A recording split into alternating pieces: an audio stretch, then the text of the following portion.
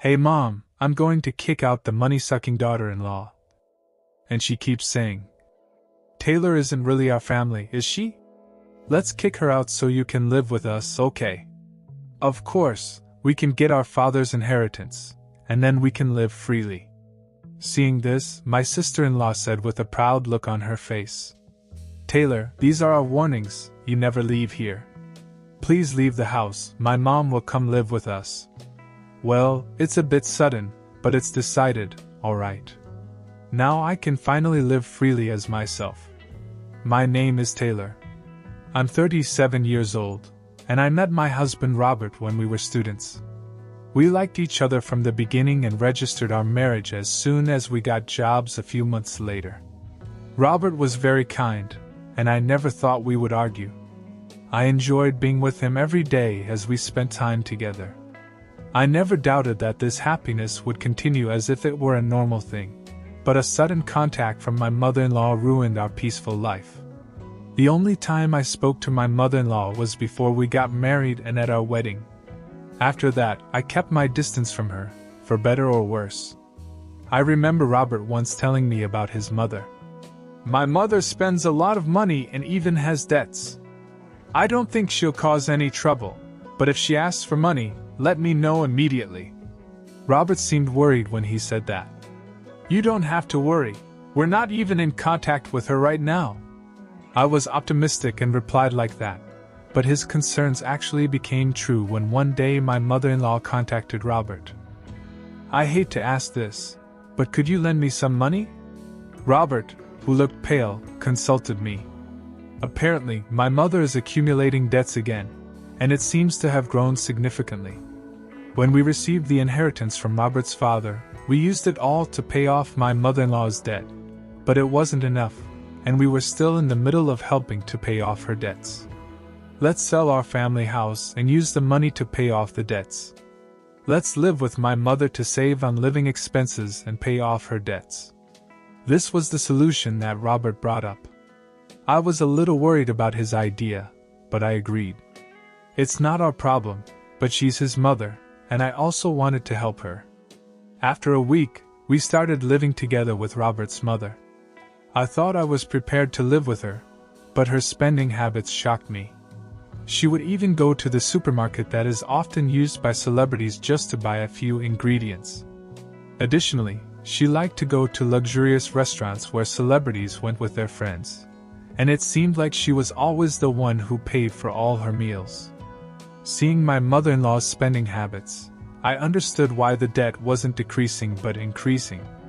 This was beyond what Robert expected as well, so he planned to proceed with his next strategy.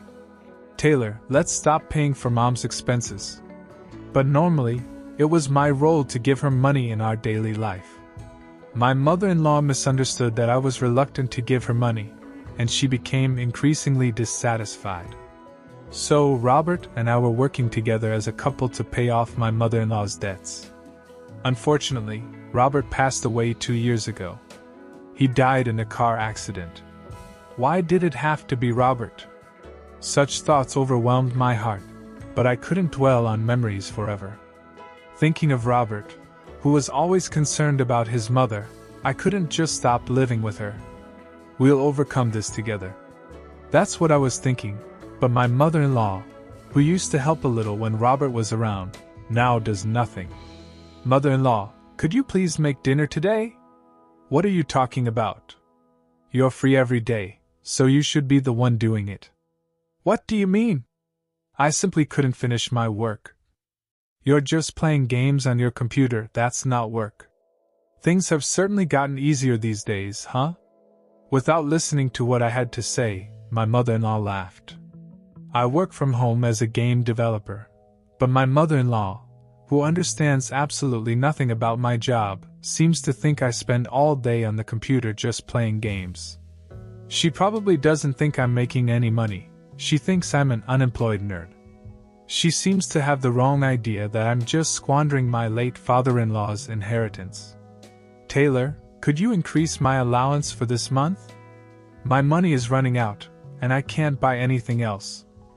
Now that my husband has passed away, my mother-in-law has been spending a lot of money again, Already running out? It's only been a week since the month started. You've spent it all already? That little bit of money is not enough. Hurry up and give me more. I can't give you more money for this month. Please wait until next month. Because you have all of my husband's inheritance, I have to suffer, don't I? If you would just give me a little without nagging, it would be great. My mother-in-law would say that and even take money from my wallet without permission and run off with it somewhere. At that time, I decided to give her only the minimum allowance and keep the money in a safe. Hey Taylor, are you going to return my husband's inheritance? What are you talking about? The inheritance was all used to pay off your debts, remember? Despite explaining that several times, she still said that to me.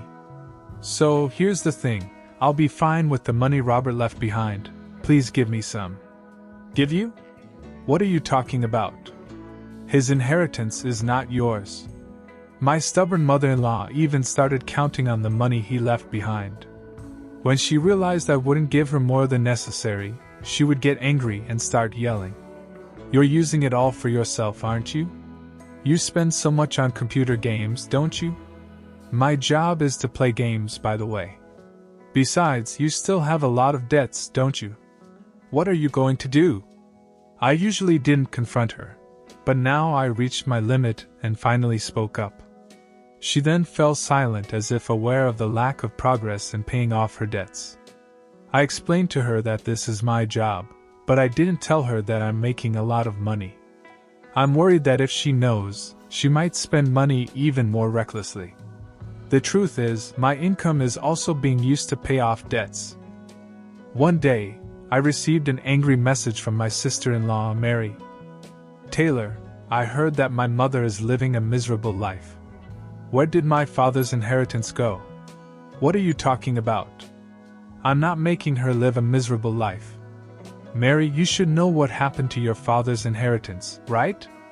Just like my mother-in-law, she didn't want to listen to my explanation and hung up the phone. And a few days later, Mary suddenly came to our house.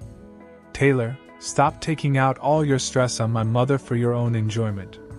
For a moment, I couldn't understand what she was saying, but then I thought, isn't it my mother-in-law who has been taking out her stress on me? With a cynical expression on her face, Olivia continued. Mom was saying, you know there are nurses nowadays who claim that gaming is their job? It's strange then. Why don't you stop doing it? I've explained multiple times that my job is a game developer, but she doesn't listen to anything. A feeling of wanting to give up everything welled up inside me. Then Mary turned to my mother-in-law and said, Hey Mom, I'll take the money that my daughter-in-law is enjoying. Why don't you come live with us? And she kept saying, Taylor is not really our family, right? Let's kick her out so you can live with us, okay? Of course, we can get our father's inheritance, and then we can live freely. To that, my mother-in-law nodded happily. Seeing this, my sister-in-law said with a proud look on her face, Taylor, despite our warnings, you never change. Please leave the house. Let's live with our mother. Well, it's a bit sudden, but now I can finally live freely as I want.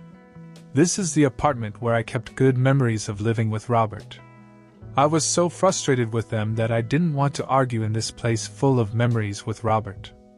Don't be so selfish. As I was trying to say that, I suddenly realized something. That means I'm free from my mother-in-law.